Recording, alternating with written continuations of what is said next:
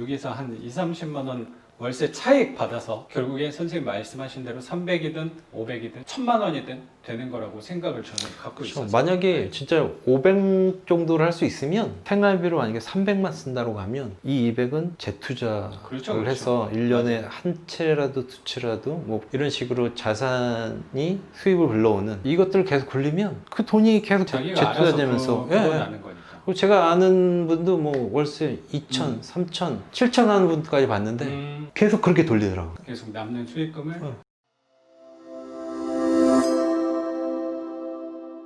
맞아.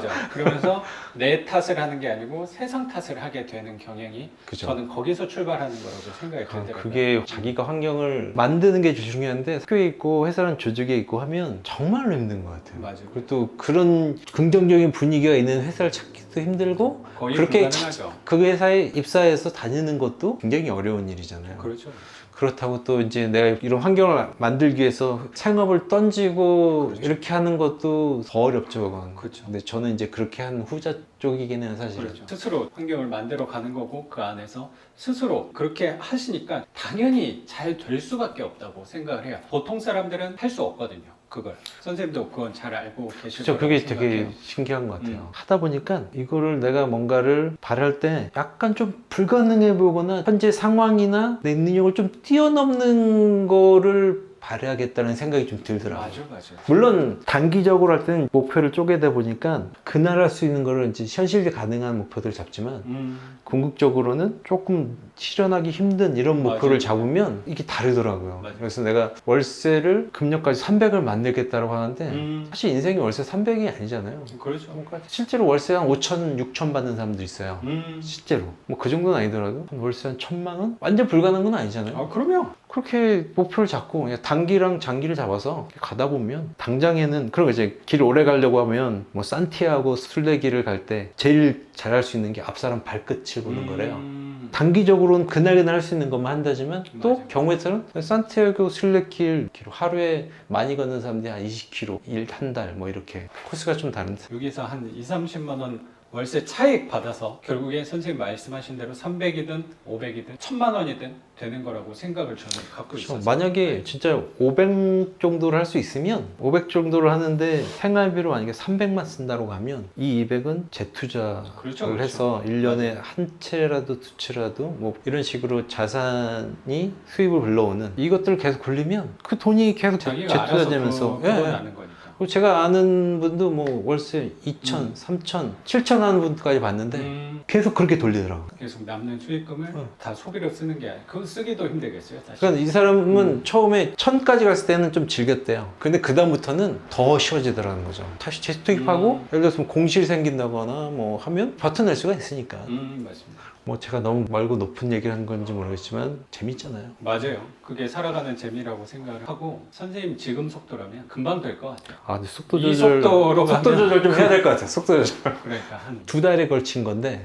막 예를 들어 한 달에 4개를 받더라도 네. 어차피 4개가 동시에 진행되지는 않아요. 그렇죠. 다 매달 시간이 하나씩 다르니까. 받는 거나 한 달에 4개를 받고 4달을 가는 거나 약간 자금 흐름에서의 좀 차이는 있는데 되게 기계적으로 생각할 건 없을 것 같더라고요. 물건이 좋은 달이 있는 달에는 맞아요. 좀 더 받고 뭐 또 한 6개월 쉬다 다시 하거나 뭐 맞아요. 근데 기준만 잡는 거죠. 선생님도 지금 물건이 짧은 기간에 많이 늘어나긴 했지만 그리고 지금 보유하는 게 거의 10채 가까이 보유하고 계시지만 경매로서 월세 현금흐름 쪽으로 하신 거는 사실 기간이 그렇게 길게 된 건 아니니까 그렇죠. 본격적으로 한 거는 이제 한 반년 됐네요. 남들이 봤을 땐 어우 10채 속도 조절 되게 해야 될 것 같고 제가 컨트롤하는 수준을 좀 넘었을 수도 있겠다는 생각이 들어서 쉬엄쉬엄 하고 있는데 이런 것들 누구한테 얘기 안 해요 사실은. 왜냐면 지금 이 길이 맞는 길이라고 믿고 가고 있지만 어떻게 될지 모르거든요 사실 조심스럽게 얘기하면. 근데 이걸 누구한테 나는 이렇게 해서 몇 채라고 얼마를 벌고 있고 지금 사실 얼굴도 가려지고 그냥 네. 이렇게 그런 취지에서 하는 영상이니까 네. 얘기를 하는 거지. 네. 되게 저 이상한 사람이라고 볼 수도 있는데 사실 실질적으로는 아무한테도 얘기는 하지 않고 있어요. 네. 조심스럽죠, 집에도 이제 대략만 아는 거지 결과가 어느 정도 딱 나서 좀 안정적으로 돌리는 게 선생님처럼 한 몇 네. 년 이게 돌아가면 그때 뭐 책도 내고 뭐 얘기도 하고 이렇게 할 수 있겠지만 내가 완전하게 내 안에서 소화하고 내 컨트롤할 수 있는 수준이 아닌데 이만큼 벌고 이래. 단순히 과시용인 것 뿐이지 어떠한 실익도 없겠다고 남한테 얘기하는 게. 사실 그건 중요한 건 아니니까. 그렇죠. 선생님이나 이렇게 해서 상의를 하기 위해서 혹은 내가 얻고자 하는 대화에서 그런 게 필요할 때는 이제 정보가 이렇고 내가 이런 상황이라고 얘기하는 것 뿐이지 네. 떠벌리고 이러는 거는 좀 조심스럽더라고요. 그래서 맞아요. 요즘에는 그래요. 뭐 하냐 그러면 글 쓰고 아, 부동산 쪽 월세 좀 해보려고 좀 알아보고 있어요. 이 정도에서 끝나요. 거의 제 얘기는 안 하죠. 요즘에는 조심스럽게 만나고 그리고 선생님도 글쓰기 관해서 또 관심도 좀 있으신 것 같아서 저는 이제 완전 초보죠. 다 저는 그렇게 시작하는 거라고 네. 생각이 좀 들어요. 그리고 그 글쓰기 위력에 대해서 또 요즘에 많이 느끼고 있으니까 그런 것 저도 같아요. 그 매력에 빠져서 어쩌면 글을 쓰게 된 것 같다는 생각도 있거든요. 꾸준히 쓰는 게 정말 어렵기도 하지만 꾸준히 써서 이게 쌓이면 그 위력이 대단한 것 같아요. 맞습니다. 그렇게 쌓인 것이 내 재산이 돼서 결국에 그게 책 한 권으로 저는 나온다고 생각이 맞아요. 들어요. 그 베르나르 베르베르라는 소설가가 어릴 적부터 소설을 썼지만 네. 그 사람은 여전히 매일같이 일정한 시간을 정해서 글을 계속 써오고 있잖아요. 맞아요. 그 사람 글을 보면 그 상상력과 필력이라고 해야 하나? 대단한 것 같아요. 제가 사실 글쓰기 스승으로 모시고 있는 분이에요. 아 그래요? 네, 그래서 그분을 저도 되게 좋아하거든요. 저 선생님 불러보니까 약간 그런 느낌이 났어. 그분의 모토를 좀 따라하는 게 무슨 일이 있어도 아침 8시 반에 글을 쓰는 거예요. 8시 반부터 12시 반.